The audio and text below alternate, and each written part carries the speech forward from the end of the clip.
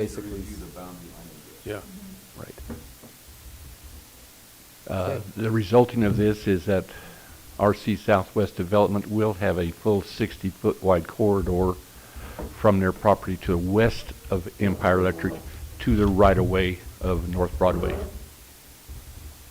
Okay. Previously, they had a 40 feet, more or less. Which is better because now there is that actually 60 feet if Right. they want to do anything. to the Right. west. They can't do anything with it until they do get a permit to enter the highway there. And at that time, they may have to put a stoplight in, or they may have to do further highway improvements. We don't know. So that access is actually between Empire Electric's south boundary line, correct? Correct. So it's on their south boundary line, that 60 feet that goes Yes. kind of by the metal building? Right. It'd be the. It's off the frontage road, not actually off that access. Correct. Right. yeah. But that's for them to figure out in the future, not our deal. It exists now and they have access, it's just they'll have wider access. Yeah. So it's going to be the Doobie Sisters It will would be on their- this their one north- one side, the south Yeah. side, and the Empire Electric on the north side of the 60-foot. Correct. Okay. So you just need signatures? Or You'll need to make a motion to approve the boundary line. for the boundary line? Okay, Kent, would you like to go ahead with that? Jack, do you have that boundary line adjustment on Dropbox? Okay. No? We can do it this way. Yeah. I move we approve the boundary line adjustment for property located at 761 North Broadway, Cortez, consisting of 1.89 acres. And it was submitted by Bedroc LLC agent, Maness Associates. I'll second that. Okay, it's been moved and seconded to accept the boundary line adjustment submitted by Bedroc LLC, agent Maness and Associates, on property located at 761 North Broadway, Cortez, Colorado, consisting of 1.89 acres more or less, and RC Southwest Development LLC, agent Maness and Associates, on property located at to be determined Highway 491, Cortez, Colorado, consisting of 32.64 acres more or less, both located west of Highway 491 and North Broadway. All those in favor? Aye. Aye. Aye.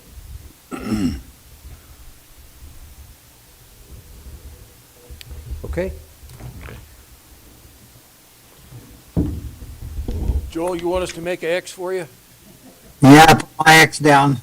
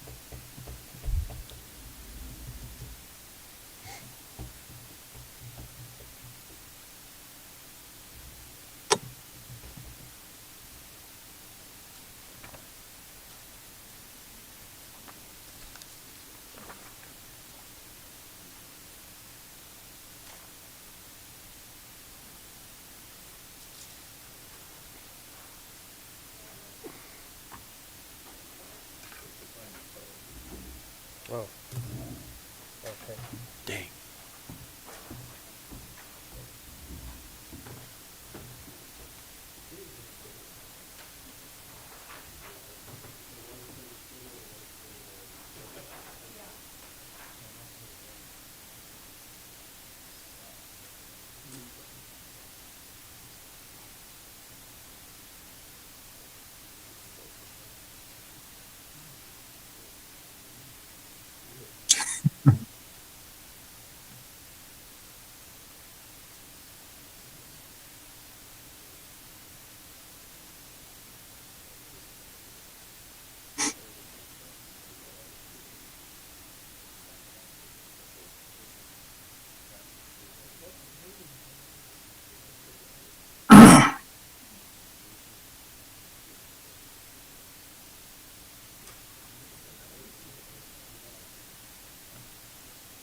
I can hear everything in there, Jack.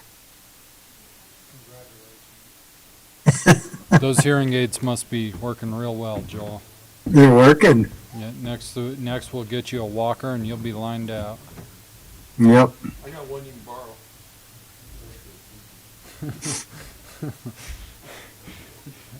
Leave it alone, Seriously. Jack. Wheelchair too. Hmm.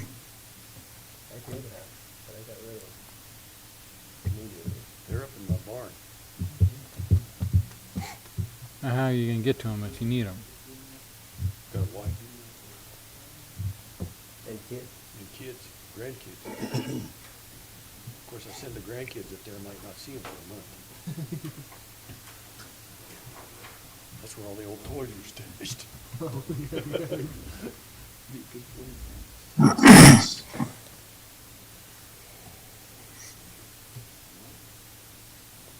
Okay, what else do you have for us? That's all we got. Short and sweet again. Okay, have a meeting this Thanks, sir. Thursday for planning and zoning? Full agenda Thursday. Which one of you is short and which one of you is sweet? State champion is division. I'm sweet. Oh. Okay, well, thank you, guys, we appreciate it. Thank you. Yep. Guys.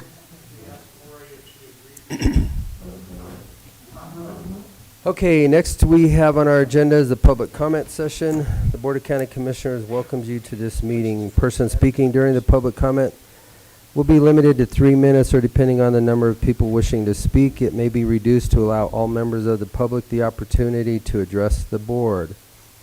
When addressing the board, please state your name and address for the record prior to providing your comments, and comments to individual supervisors are not permitted. Participants may not yield their time to others. And with that, our public comment session is open.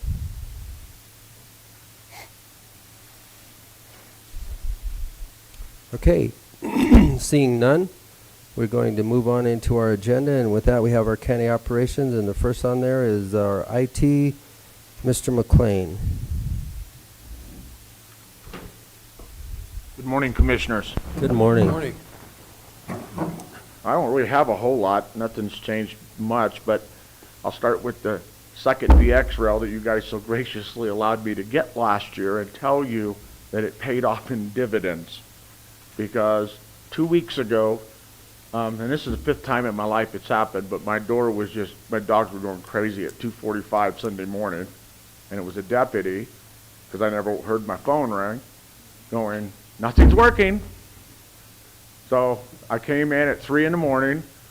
I was able to roll over and fail over to the secondary VX rail to get stuff back up and working while I worked on the other one to get it back. I worked the whole day. Took me to 11 in the morning. So it paid off. And then it happened again Saturday.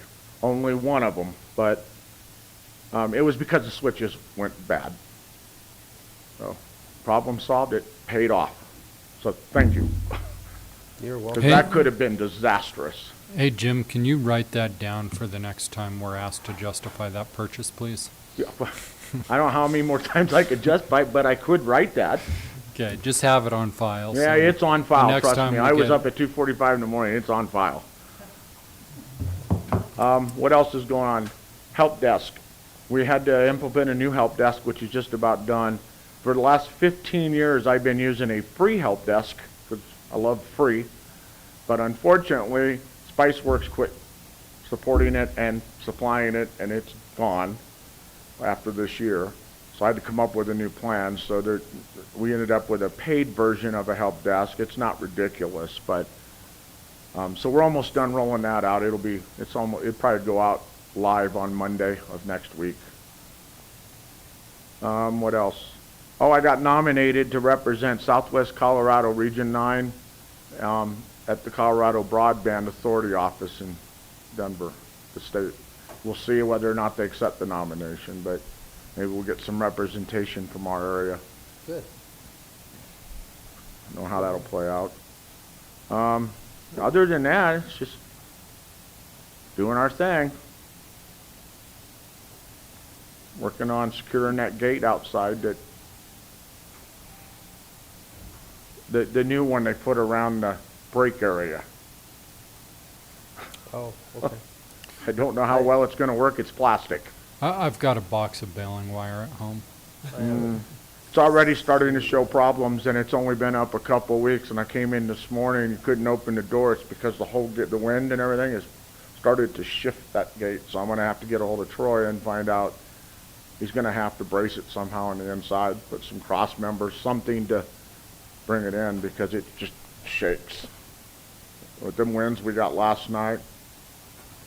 Make sure you get with our building and maintenance too, so that they know what's going on. Yeah, I actually already talked to Dustin about it.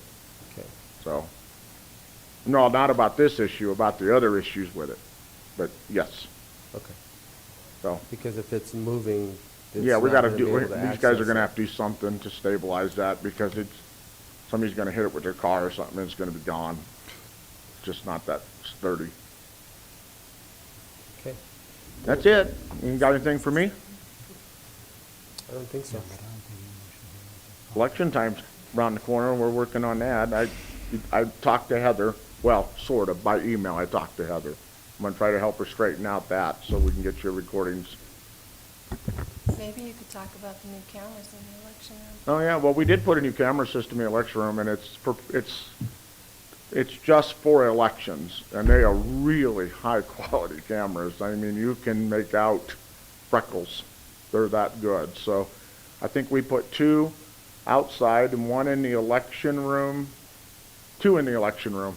Yeah, we put in 4. And it's got its own separate system. Takes a lot of space, because we have to store all this stuff for a very long time. So we have to cycle things out. For the election? After the election. So we have to start 90 days before and 90 days after. 60 days before and 90 days after. Gotcha. And that takes a lot of space. I think we have 8 terabyte hard drives in it that we still have to swap out, because it's not enough. Because they have to record 24 hours a day. Yeah. Okay, very good. Commissioner Stevenson, do you have anything? No, I'm good. Okay, Thank you. all right, thank you, Jim. Vehicle maintenance, Shane, Mr. Higman.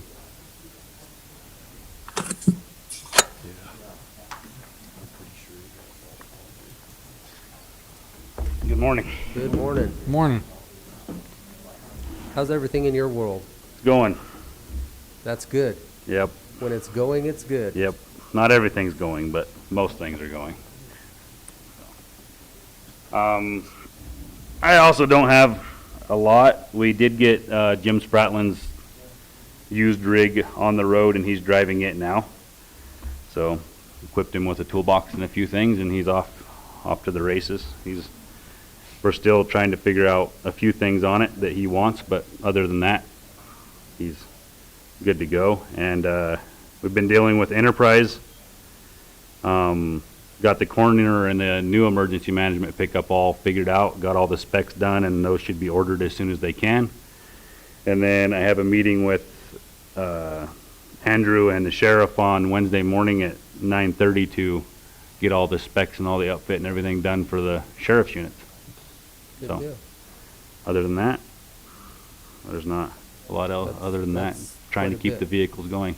That's quite a bit getting that done. And are they still projecting like the middle of next year? We don't really know yet. They finally came out with, we've been just waiting for the ability to be able to spec out the responders and things, so they finally came out with the ability to do that, so now we're just trying to push forward as fast as we can to get everything ordered before they cut. Because Chevy right now, I keep getting emails in from Chevy that they're cutting off lines of vehicles for 2022 already, and it's not even 2022. So they're just, Yeah. last week it was about 6 or 7 units, and this week it was another 6 or 7 vehicle lines. So, So they're cutting way back. yeah, you just can't, because of the chip shortage, you just can't get vehicles. So when are we gonna start making our own chips, you think? I don't know, it'd be awesome if they did, because they said, the email from the GM guy said it's not just affecting the auto industry, it's affecting cell phones, Even appliances. appliances, everything across the board Yeah. needs these chips, and they just can't. They're just sitting there. So, I watched a little deal about how they manufacture these, and I'd known some of it, but they've taken it to a whole new level. I mean, you're clean, vacuumed, and ultravioleted, and dust eliminated, and everything else before you can even go into these rooms, and then you go into a second room and a third room, and yeah. Is it fair to say that without these chips, all the vehicles are just free to lay? Okay, yeah. Shane. Thank you for the chuckle. Yeah, that's all I got in my world.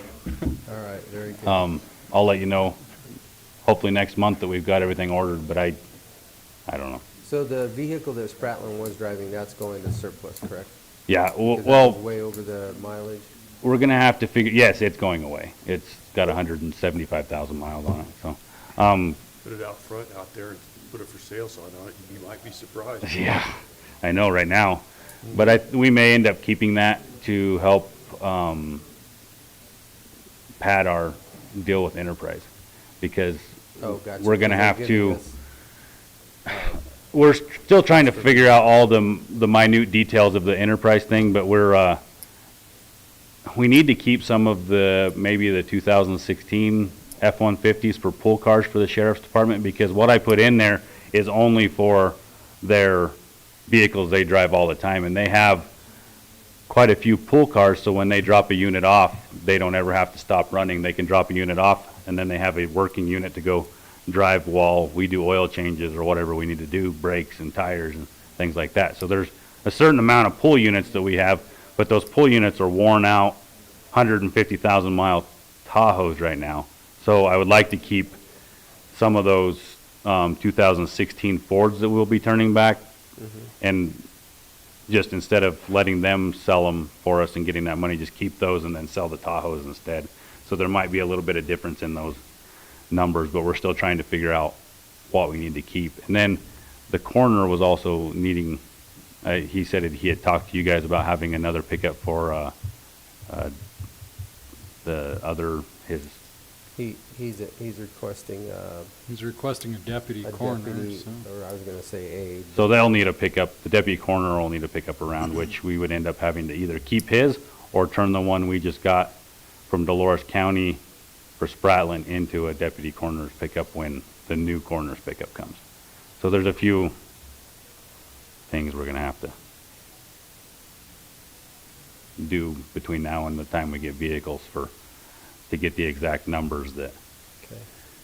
we can have. But we're probably gonna keep that Tahoe that Jim had to have Enterprise sell it to Okay. at the same time as all the rest of the Yeah, vehicles. 'cause it looked like they were being pretty fair with us on those vehicles. Yeah. Okay. Anything else? Commissioner Stevenson? No, I don't have anything. Okay. All right, sir. Thank you. Thanks, Shane. Building maintenance. Come on down, Dustin.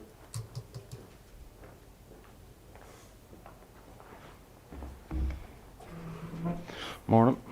Good morning. How you Morning. doing? And So I've contacted Montezuma Water to try and update their bid for the 4-inch water line for the fairgrounds for the fire suppression. I haven't heard back from them yet, so I'll call them back this week or after we get out of here and try and get that ball rolling. And then I'm meeting with Advanced Fire out there at like 1 o'clock this afternoon, so they can look at it and see if they need to do a survey or not, so they can get us another bid for that, because the other one was over our threshold for just giving them the work. So where did we end up with that, Shaq? I know that we've been working on this now for a couple of years, but they had fixed what was out there, correct? I don't believe they've fixed any. Well, the hydrant has been fixed. The fire suppression is never.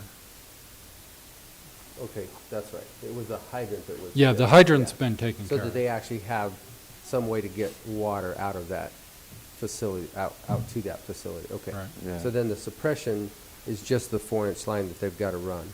Well, 4-inch line, and then the suppression unit itself, all those gaskets are obviously dry rotted and all Well, those but seals I thought and they fittings. tested that. I guess that's my question, because they can test it with air. I thought that was all tested and it was fixed. As far as I know, it hasn't been tested. Okay. They did a survey and it says that it's out of service. Okay. So, and then I believe we're needing a 4-inch line to supply that dedicated line, Correct. just for that. Has to be And dedicated, and then, I'm not sure if. and then there 4-inch was line like would supply that. some, I didn't bring their quote, but the heads were painted over, and so there's a lot of replacing heads and changing stuff, is what it looked like to me on their quote. Okay. And then, I'll have a little more understanding of it going through it with this guy today also. Okay. And then I did get a quote from Summit Fire for that server room suppression. It's $17,148. So For which room? for Jim McLean's server room Servers. here. It takes a special system. Yeah, it's not the Yeah, system at no, all. What The is Sapphire system? suppression system, it says. So it's supposed to be clean so it doesn't Correct, affect so it their doesn't hurt the electronics. electronics. And then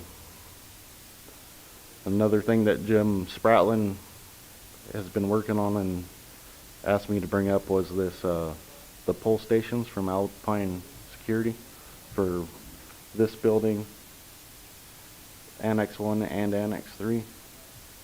Because when they did their fire drill, there were some places that you couldn't hear horns, or there wasn't horns, or the pole stations didn't work, from what I understand. So we have estimates from Alpine Security to do those three buildings. I'm not sure. Are those estimates under 50,000? Don't give a number, just say yes or no on under 50,000. Yeah, because otherwise. One they of have them to- is not. They have to go out for bid. Okay, to so follow the above procurement. 50,000, we're gonna need a sealed bid request, Yeah. so.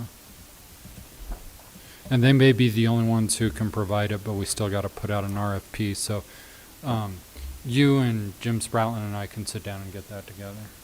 To make sure we follow that All right. policy. The other two are under that, but the one is not. Then we just have to have phone or, as long as we've done our due diligence. of 3 getting comparative bids, Comparative. yeah. And then, other than that, we've been trying to get ready for winter, blowing sprinklers down, and Where do we stand with the court system? I did get a hold of the original architect, and he's working on a proposal. I will get a hold of him again also.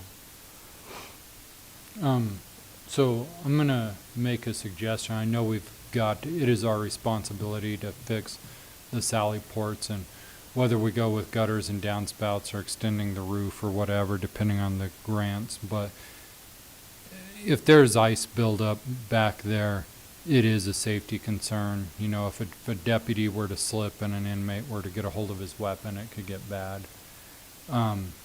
However, apparently the chief judge has the ability to go to WebEx at will and just close the courts whenever he wants. So we might consider saying, you know, this is a priority for us. We're going to get it done. Until it's done, though, we have a way of forecasting moisture and freezing temperatures, and you should plan WebEx for inmates on those days.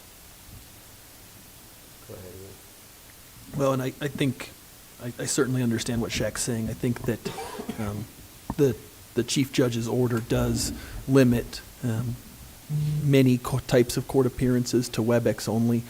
He has left the door open for certain in-person appearances for certain mandatory hearings. So although the vast majority of hearings at this point are going to be held by WebEx, there are a few types of hearings that are being held in person.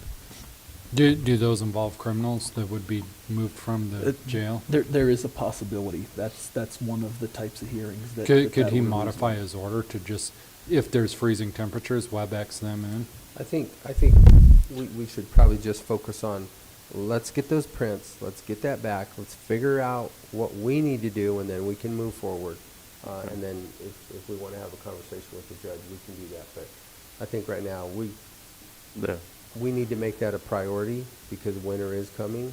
And if it's just gutter and cutting asphalt to get the downspouts moved to that detention area, that's a pretty quick fix. Yeah. So, were you able to find the original prints so that we can see what All was actually? all I have is revised drawings, so they have the gutters removed. So I've never seen any that had gutters on it. Did the architect obviously has the originals?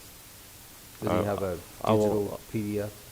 I'll try to get that from him. Okay. And then I did talk to Monty Giles. He said he didn't remember that at all. But if Eric said that it was on there, then he said it was probably a true statement. And then James did come and look at it, and I haven't heard back from him because the architect contacted the Janes Corporation, and one of their superintendents or whoever came out to look at it. So, Okay, we'll follow up on that Yeah. because they would obviously have the contact of the gutter people that they use that we could still gutter and get it down. yeah, Okay. All right, let us know all right. as soon as you can. Yeah. Don't let this, Yeah. It needs addressed. it needs addressed. I know of one local gutter company, but there's probably others, so. Yeah. This is a I pretty know this is probably a pretty, specialized gutter yeah, because it's probably an 8-inch or a 6-inch that's up there. It's 6, I at think. least. Yeah, because of the volume, which Yeah. most of our local guys, I don't know if they can or cannot do that. I don't know. Anyway, follow up on that and keep us apprised because it is a priority. All right. All right. Anything else? No, thank you. All right. Thank you, Dustin. Thanks, Dustin. Okay, Doug and Rachel are not in the room. Are they available, Shaq? I'm texting them, but we could probably, if we could find Mr. Jarman, we could Well, probably that's okay. bring We'll, him up. we'll move around on the agenda for a minute while we're waiting for our GIS and mapping. Mel is in the room, so we'll skip down to unfinished business. And we have the compactor information that we discussed last week. Correct.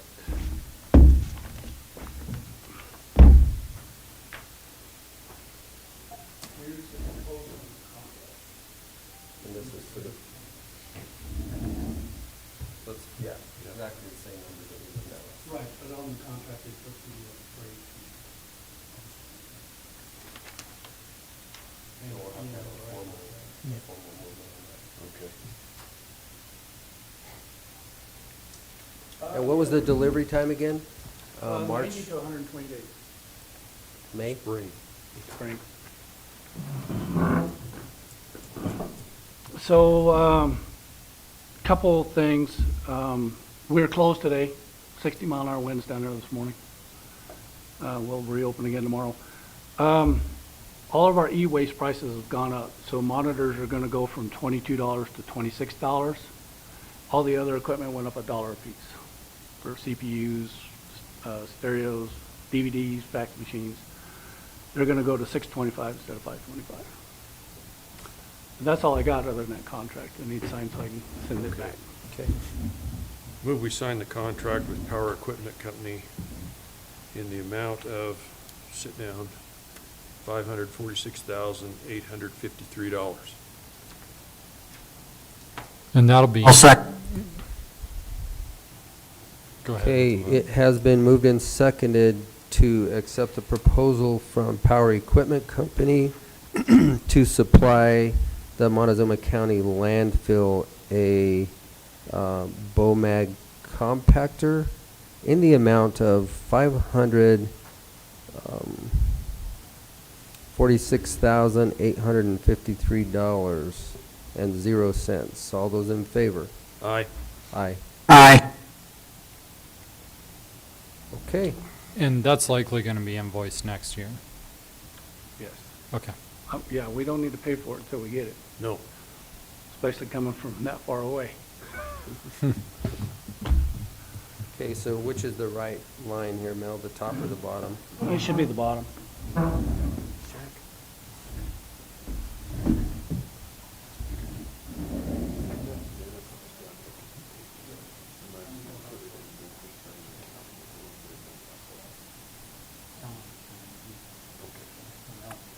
Okay.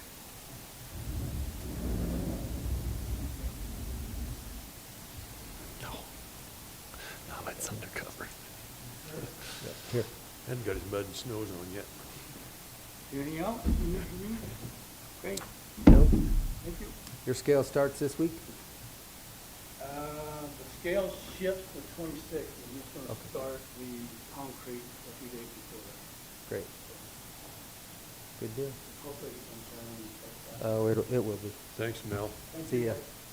Well,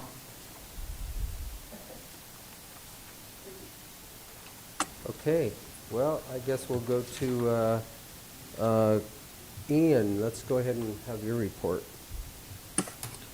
Yeah, so, I don't have anything to update per se. Certainly the biggest news is the order coming from the chief judge here in Montezuma County, limiting in-person court appearances.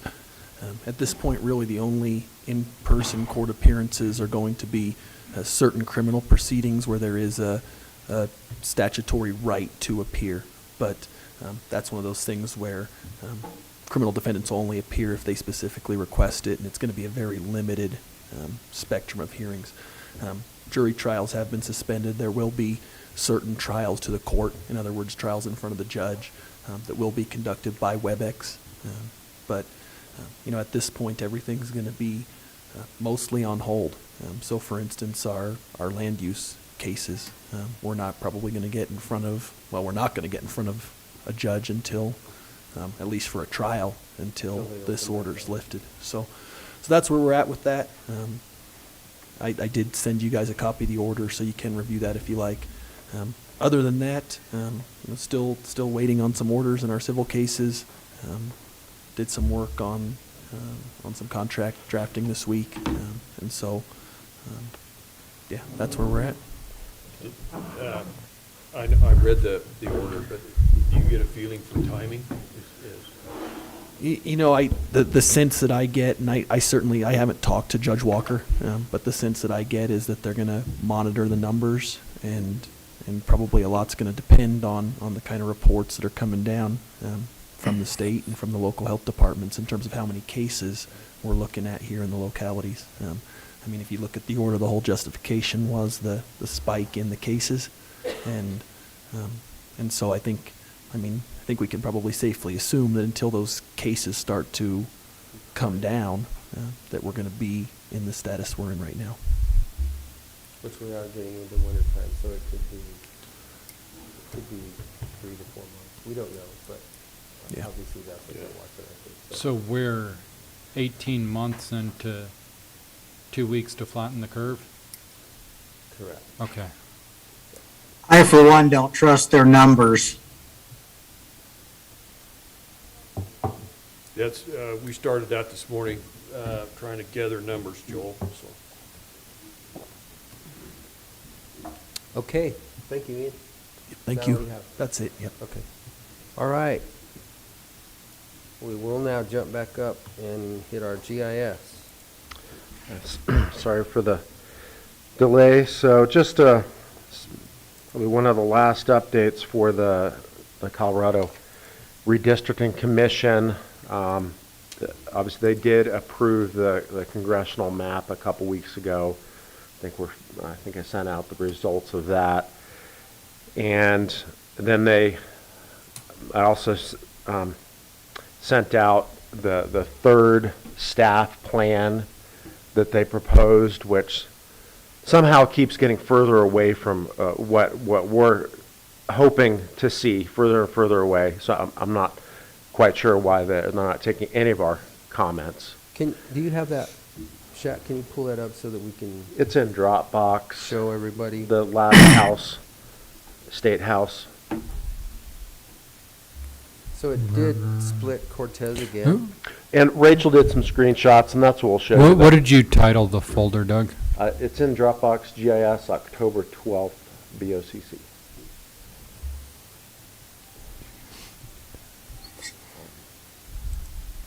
So Dolores got included back into the 59th, if I view that correctly. Mhm. Mancos is in the 59th and half of Cortez, correct? It's kind of hard to tell with the town boundary, or the city boundary, because their interactive map doesn't really have that. So what we need to do is download the data and compare it, but these are just screenshots from their interactive map. It does not split Cortez proper. It takes essentially the west part, the northwest part, and now all three towns are in the 58th. I don't So see then it in we'll here, plug a Doug. You're few welcome to yellow look at this. All that would be with the northern area. Is your Dropbox synced up? It should be. Yeah, but the most recent save I have is 10/7. It's under the GIS folder and then a folder called October 12th. Got it. So which one do you want to look at first? The House I district? put in two different JPEG screenshots because they Mhm. have two different base maps, just trying to get a better. Take a look at the PDF map, and then, You want to go to the PDF first? yeah, let's look at the PDF first. So the update is that I thought maybe they would have voted on it. They're voting on it tonight on a final map, so I'm pretty sure we'll have a final map tonight, and then we'll pretty much be done with this. And we did what we could as a community. Yeah, if you could just zoom into the southwest part of that map I'm there. gonna This is their official. Share my screen so Commissioner Stevenson can see. Yeah.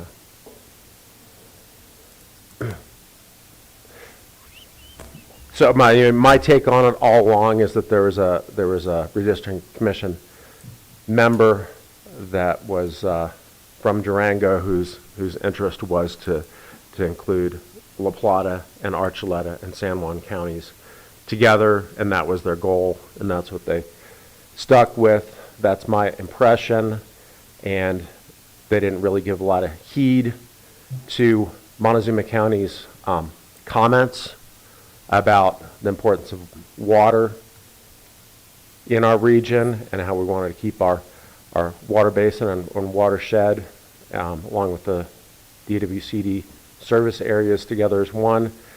That's what they stated as one of the most important goals in this, as one of the most important identifications of the community, and they decided to ignore that. And that's what we commented on.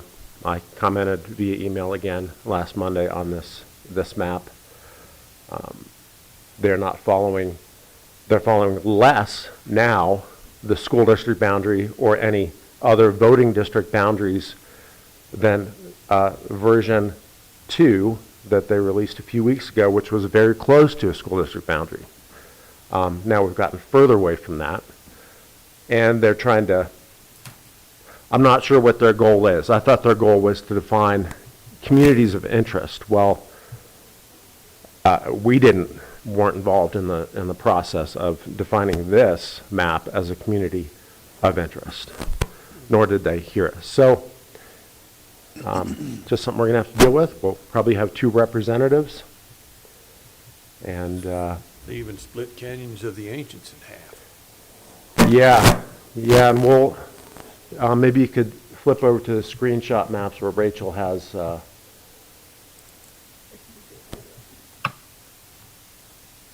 You might have to reshare that if you're only sharing the PDF with, Stephen.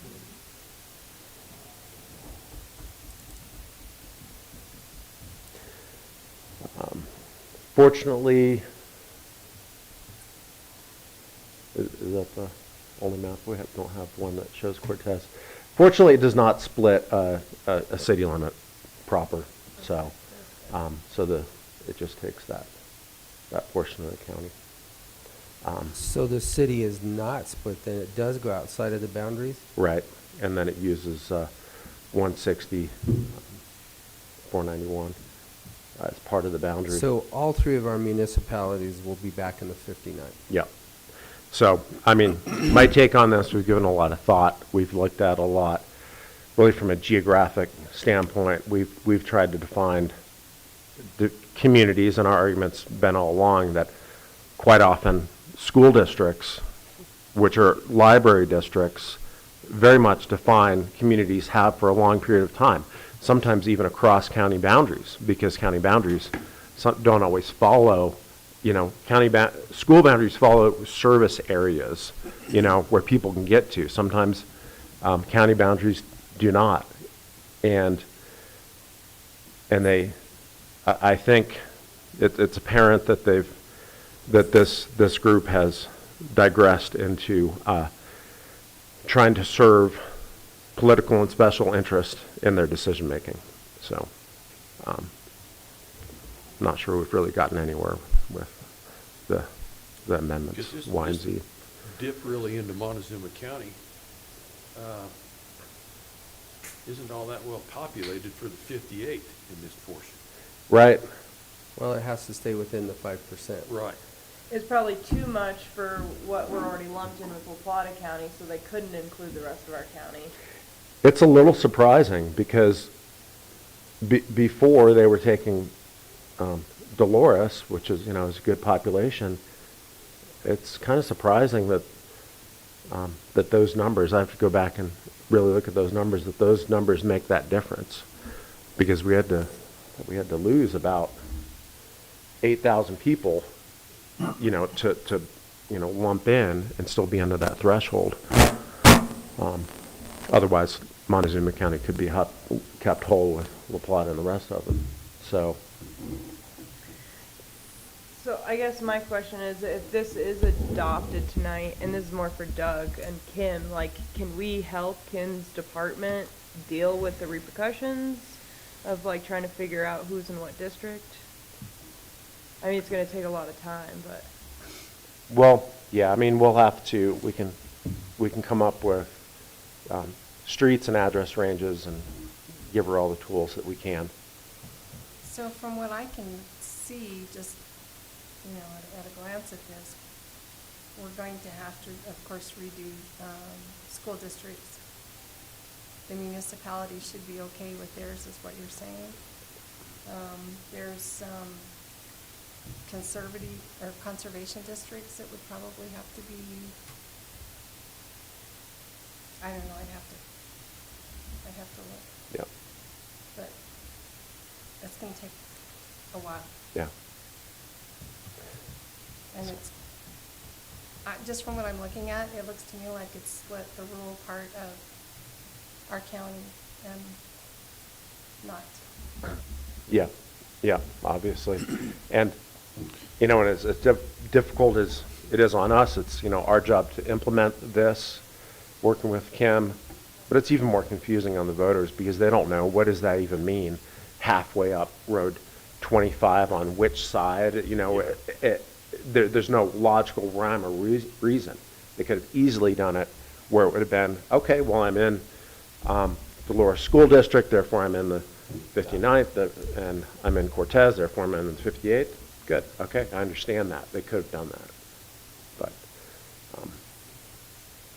So everything we've submitted is basically fallen on deaf ears? Yeah, absolutely. Okay, absolutely. So, yeah. I Well- felt that way when I tried to talk that one night, that they were just, I was talking to myself. Yeah, yeah.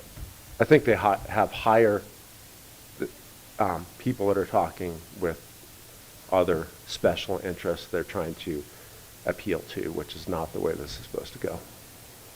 But, This is basic gerrymandering at its best. yeah, you can't get away with Absolutely. it.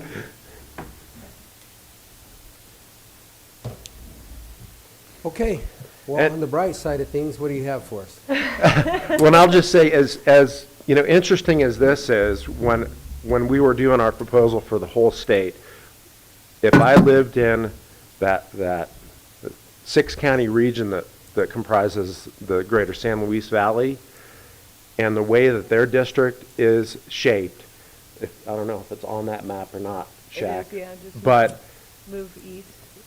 and you can't even see it from this map, over a little bit further, all the way to those. Where they get, you see that huge area, just leave it right there. You see that huge area of the six-county region, they're actually getting half of their population from that region to meet their numbers from that flagpole that's going up into the south side of Pueblo. So almost there. So if you're campaigning for the 62nd, I would think that you're going to try and do most of your campaigning easily in half of the south side of Pueblo. You're not going to try and do it over this vast six-county region. And that's upsetting. So where do you think their representative's going to be from? Do all their advertising and all their outreach from the south side of Pueblo and represent 6 other counties. So that's, Well, I wouldn't elect anybody from there that can't even pronounce Seguchi.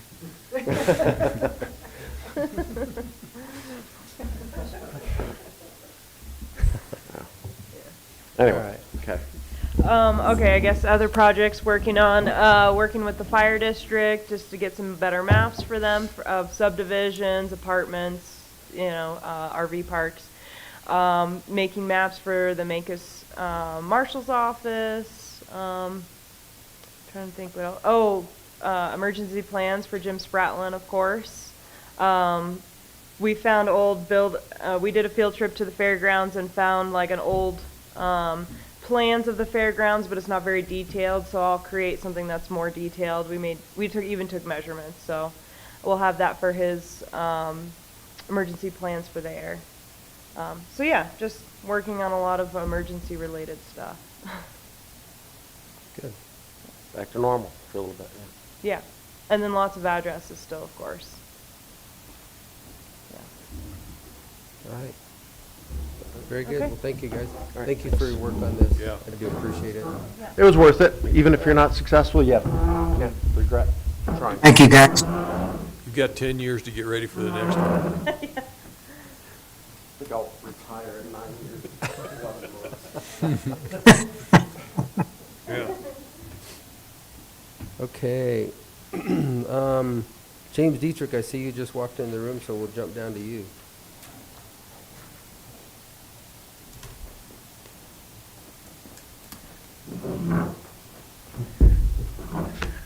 Good morning to everyone. Good morning. Morning, James. That always freaks me out, the voice with nobody there. Yeah. Hi, Joel. We can't see him. We can see him. I'm here. Okay, gentlemen, the first thing I wanted to bring up this morning is the combined courts and the whole notion of trying to get the water over there. So I've been in contact with the water engineer. The water engineer apparently quit working on our portion of the project when he heard that there was some opposition from some of the folks that hold water within that line. So he just didn't follow through with it, is what happened. But they're ready to get their line into place up there. If we want to move forward with this and would like to continue to pursue it, we'll contact that engineer and tell him, hey, you just didn't do what you were supposed to do here.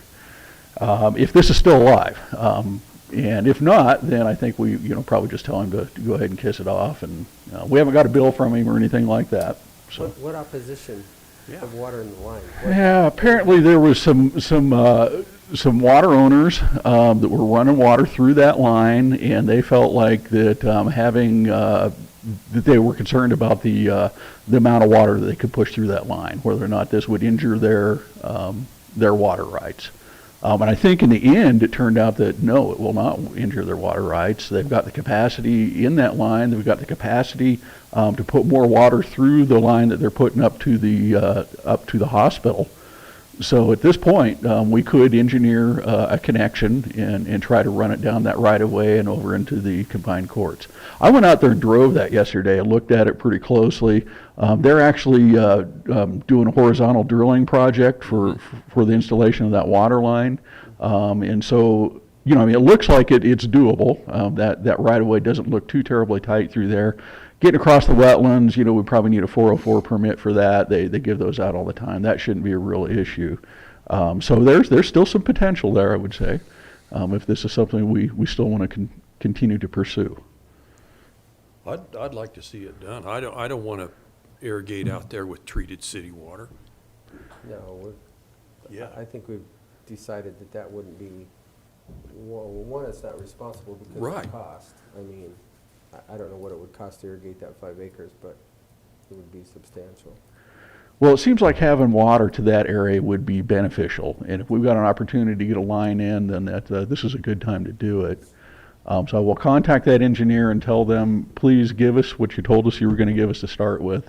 Finish the project out Yeah. here. Okay. So. Definitely. Are you good Okay. with that, Commissioner Stevenson?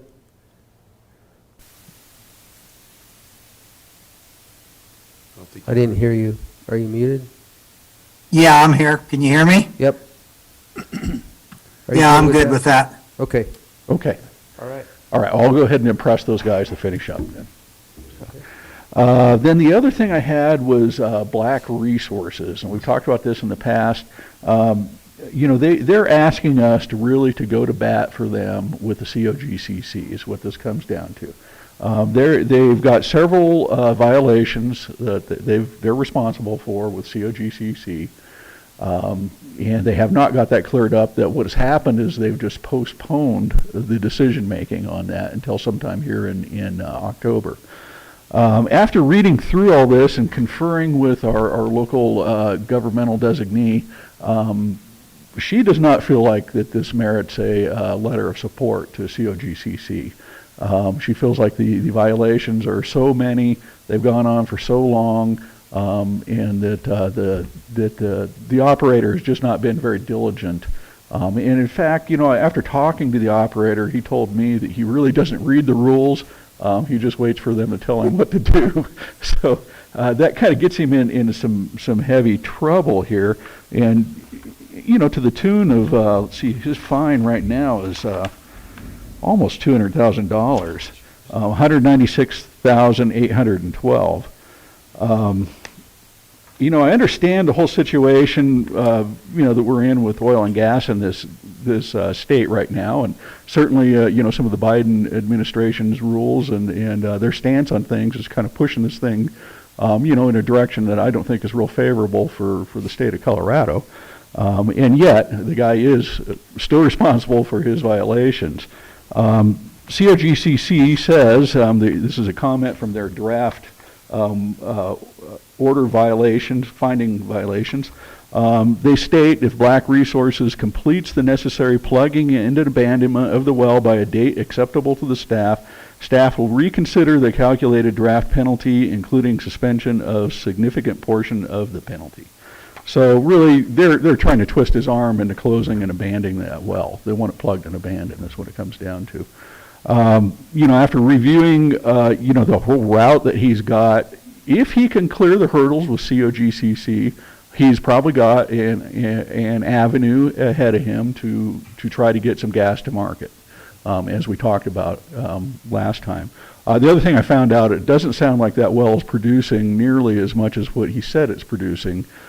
He's saying that 4 million acre feet is a maximum production capacity. Sounds like that thing's coming in proven at around 385,000 cubic feet per day, which is significantly less. So anyway, you know, we would like the guy to be able to get his well in operation and everything, but he's really got a situation with COGCC, and I don't know that it's really up to the county to step in and try to help him out on this. You know, he's put himself in that position. We have sent a letter to the state and asked them to reconsider it, and leave that well open. We can resend that letter, but at this point, I guess just need to know from the commissioners how far we want to push this. I think we've done about as much as we can do. And I would agree. I think he needs to, first of all, if his infractions are long and lengthy, that's something that he should have been taking care of as an operator way before it got to this level. So I'm not sure this is part of our participation that we need to. I don't think so. I think he needs to take care of it on his own. I mean, he's the one that deals with them. We don't. And we've got other operators out there going by the rules that Right. So established. he does need to, if he's going to be in that industry, he needs to work with it and follow it. So Yeah. I think we've done what we can do.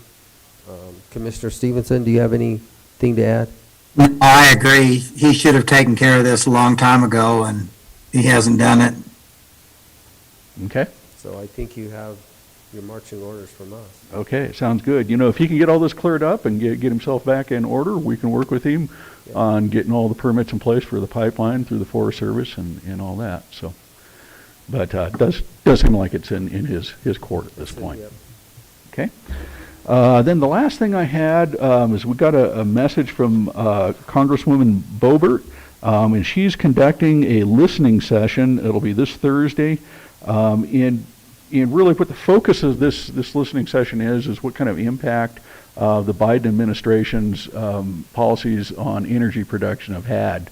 And whether or not we've got any particular cases that we can cite within our county that's been a significant hit. We'll show them our budget. How's that? Yeah, so we can certainly start with Kinder Morgan, I think, for sure. You know, I think the direction that the COGCC has taken is certainly reflective of what we're seeing with the Biden administration in their policy. So, I mean, we can talk about that. But I guess if anybody has any other thoughts on that, give me a call. You know, especially if we happen to know any personal stories. You know, a family that's lost their job and can't get it back because of you know, Biden's policies. You know, anything along those lines. I can't think of any individuals. You know, however, you know, I think we can bring this back around to Kinder Morgan and overall gas production for us. Okay. Very good. Okay. All right. And again, I fibbed. I think I had one last thing to talk about. I always can think of one more, it seems like. So we've, this is getting back to the MMOF fund for the Paso Mesa Verde Trail. Of course, they reduced our funding down to 2.5%. That'd be our local match. We've already requested a reimbursement from them. So I'm kind of working through whether or not there's some discussion on whether or not that reduction applies to the total amount, or whether that reduction applies to the amount after we've got that deduction. So any further reimbursements. I look at the contract, the way the contract was written, and that contract was amended so it reflects the entire amount. So that's what I'm pushing for. Which would be almost the 500,000, right? Well, the actually be more like 15,000 for our. Oh, just the, okay. Yeah. No, So the total contract was that value, but. that's correct. The total contract was, yeah. So I think we'll get that cleared up just fine. I don't. We've got the contract, so that's what I'm hanging my hat on. So, other than that, I think that kind of concludes my report. Anything else we can think of? Nope. Okay. Appreciate it. All right. Thank you, gentlemen. We'll see if we can get water to the courthouse. Okay, it sounds good. And I will continue to work with Ian. This is one last thing I'll mention. I have one more. But we've got, you know, the path out of Dolores up to County Road W. So it looks like they're ready to go on that. As soon as we get all the paperwork in order, I think they're ready to start construction on that. And I did, or maybe you got that email, but I sent you that email that Danny Gregory sent me also. Yep, I did get that as well. So, and I've got everything I need. Okay. All right. I think we're good to go. Should have a trail here before long. So. All right. Very good. Okay. Thank you. Thank you, James. Shaq? So the biggest thing I have out of my report is the time I spent in the opioid workshop with the Attorney General and the rest of the 5-county region last week. We have turned in all of our MOU paperwork to be part of that. Ian has drafted bylaws that I don't think can actually be adopted until the board is formed. So, but I've received only a couple of minor edits on that. And then they do need somebody to be the fiscal agent. Montezuma County could do it. La Plata County is also willing to do it. I wanted to know what the commissioners' thoughts are on that. The responsibilities would involve, receiving the money for the next 19 years, dispersing it to the different entities, although I'm hoping all the entities will choose to combine their forces, because individually nobody's, it doesn't amount to enough to make an impact. And then, of course, writing checks and then filling out reports with the Attorney General. Do we have enough staff for that, Shaq? Or what is It would be putting more burden on our staff for the next 2 decades. It's not an insurmountable burden.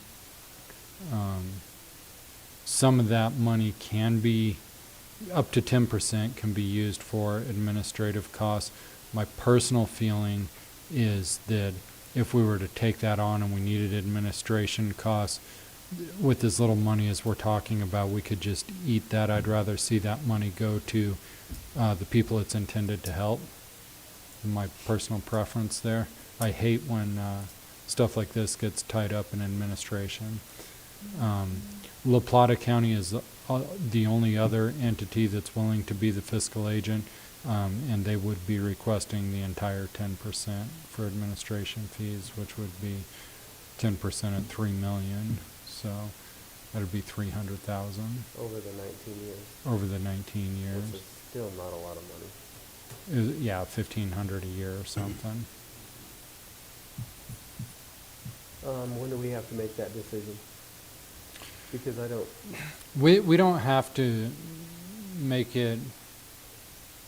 I mean, in theory, you don't have to make it at all, and La Plata County would step up to the plate.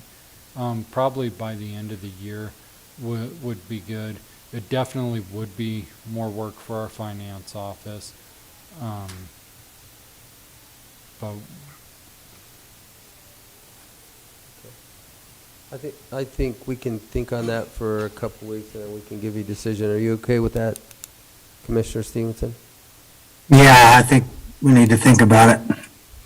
And then, I mean, I kind of left that meeting a little bit disheartened and discouraged by the sheer amount of problem there is compared to the resources to deal with the problem. But one thing I did want to say while we're on YouTube is apparently there's now, everybody's known for a while about the counterfeit OxyContin that are going around that are actually fentanyl that have been killing people.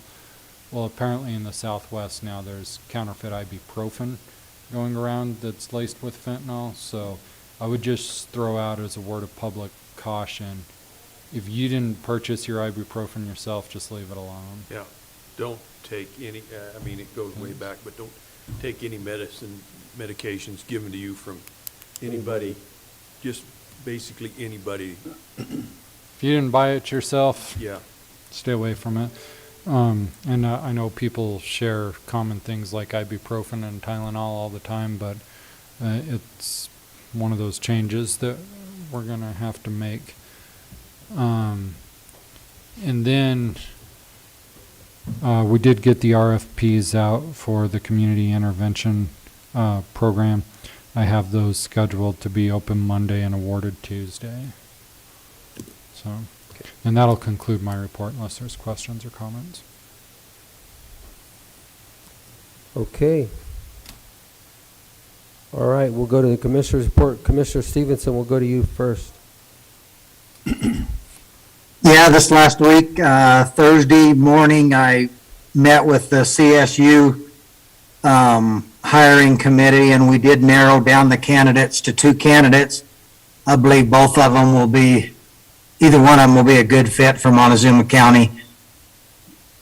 And we'll do the interviews on them next Wednesday afternoon. And then they'll have another interview with a local committee on Thursday, and then we'll make a decision on that. And then that evening, I went to the Colorado Municipality League's gathering there in Maness, and that was quite a deal. Everybody shared their concerns of what's happening in their own municipalities, and we're all in about the same boat as everyone. And we talked a lot about housing and industry, and I did bring up the tax deal to all of the municipalities and stuff, so we're kind of getting that out there and why we're doing it. And other than that, that's about all I got done this week. As you know, I went into quarantine the next day, so. Okay. Very good. Well, you look good from where we sit. I feel real good. I'm all rested up and everything now. Come to think of it, you smell much better today. Yeah. All right, Commissioner Lindsay. Yeah, not have much to report. I met, what was it, Thursday or Friday with Naomi from Warren Bobert's office. And we had quite a discussion on the same lines as Shaq had with his meeting over in Durango about opiates and the problems we were having, and us being a real big funnel for drugs coming up out of the south into this area. She basically said, what was the first thing you'd do? And I told her, I said, I'd build that wall. And just to stem the tide, if nothing else. But it was a pretty good conversation. There was 3 of us in the room, so we did real well. Other than that, not much else. Going to city council tonight. Very good. Okay, for me, I started out Wednesday. I spent the morning in Dolores doing our demonstration on 11th Street with one of our loaded gravel trucks to demonstrate for some of the trustees over there the sound. We did decibel readings of the engine brakes coming off the hill. Rob was able to get posted up at the top the S-curve, the new caution signs, the black on yellow, and that is a 7% grade. That sign was also posted up at the top with the cautionary speed underneath it of 25, but it's not a regulatory sign. It is regulatory once it crosses into the city limits of Dolores at 15, but our county road up there is 30. So got that done on Wednesday. It actually went very well. And they, at their council meeting last night, they pulled their opposition to the Forest Service, and which is a pretty good deal. Good work, Commissioner. What's that? Good work. Yeah, thank you. Thursday we did our video down at the landfill, which I actually learned quite a bit. I wish Mel was still in the room, but just of all the recyclables that we are doing down there, the plastics, the paper, the cardboard, the newspaper, and the electronics, and all of those have to be separated, sorted, and it takes a lot of work, but we are getting a lot of that in the diversion. And if Shaq, you know more about that than I ever have thought of, but that video will be coming out soon, so please view it. And if you can sort your plastic specifically to your 1s and 2s, please do so, because it makes it a lot easier on us when it gets down to the landfill. And it takes a lot of plastic to make a ton into a bale, so It is really important, if you're going to recycle, to sort it and do it right. Part of the problems we have on a global level is from what I call wish cyclers. They don't know whether it can be recycled or not, and so they just hope for the best and throw it in the recycling bin. And when you do that, if it's something that indeed cannot be recycled, you end up contaminating the load Our landfill's good at getting that contamination out, but you may cause not only that to be in the landfill, but several things that got contaminated by it that could have been recycled. And on a larger level, with single stream coming out of some of these bigger cities, that's what eventually led to Three Dragons Mill and China refusing our recyclables from the United States anymore. And it got so bad at one point that some of those bales that were showing up, not from our landfill because we sort it, but some of the single stream bales were showing up so bad that they got directly pushed into the ocean because they were so contaminated. And so you really want to do the right thing. Make sure that you're properly sorting your recyclable materials. And if you're in doubt, just leave it out. Put it in the trash container. I assure you nothing that you put in the trash container to go to Montezuma County landfill ever made its way to the ocean. So anyway, view that if you get the opportunity. Had an RCC later that afternoon, and then I got on the road to Denver for our Friday meetings at CCI in Douglas County. We were able to take the last 20 legislative proposals from all the 64 counties, and we did get those down to 8.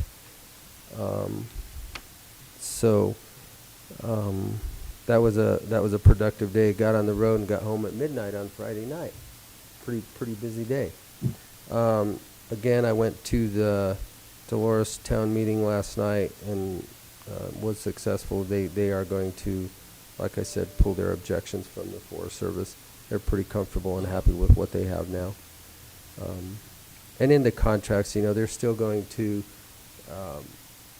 put in there the Forest Service, which is I think is reasonable to let the hauler know that they want to make sure they have an engine brake muffler, which is a state requirement anyway, and their times of operation, which are pretty critical. So anyway, that went well, and then we did not have a meeting yesterday, other than Shaq and I did sit down and go over budgetary items in the afternoon, and that will conclude my report. And with that, gentlemen, anything else do you have? Commissioner Stevenson? Okay, well then. I know Joel's awful bored and wants to stay here all day, but I move to adjourn. I'll second it. You've got plenty of reading to do, Commissioner. So, I know. I was going to say you have about 6 novels that you can definitely get done, and then give us a synopsis. You guys are going to have to sit behind what my wife's list is right now, so. All right, well, good luck with that. It's been moved and seconded that we adjourn this October 12th meeting. All those in favor? Aye. Aye.